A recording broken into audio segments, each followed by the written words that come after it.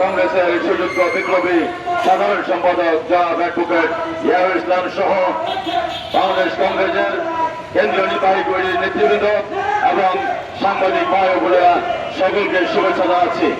আপনারা জানেন বিগত 17 বছরে দেশের অর্থনীতিকে কন্ট্রোল করার জন্য বিভিন্ন ধরনের পায়তারা করেছিল।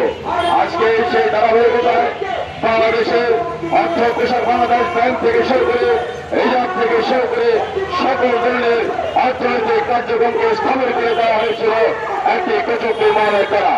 আজকে সেই গুরুত্বপূর্ণ বিষয়ে বাংলাদেশ কংগ্রেস যে মানববন্ধন করছে সত্যি এটা একটি দৃষ্টিনন্দন বিষয়।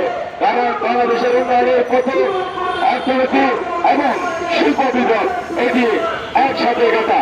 অর্থ পাচার হয়ে যাওয়া একমাত্র কথা হল শিল্প বিদ্যুতের, যেখানে শিল্প বিদ্যুৎ ছাড়া বাংলাদেশ কখনো অর্থনীতি সমৃদ্ধ হবে না। একটি সমৃদ্ধ বাংলাদেশ গড়ে তুলতে হলে অর্থ এবং বিচার এবং শিল্প বিদ্যুতের কোনো বিকল্প নেই। বাংলাদেশের যে পরিমাণ অর্থ পাচার হয়েছে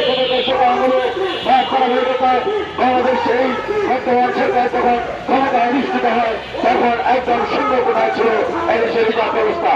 তার থেকে উত্তরণের জন্য এই অর্থ পাচার এবং শিল্প বিপ্লবের কোনো কথা নেই, কোনো এইটা ভর্তি কোনো অবস্থাতে এদেশে অর্থ সমৃদ্ধ করা রিজার্ভ সমৃদ্ধ করা সম্ভব নয়।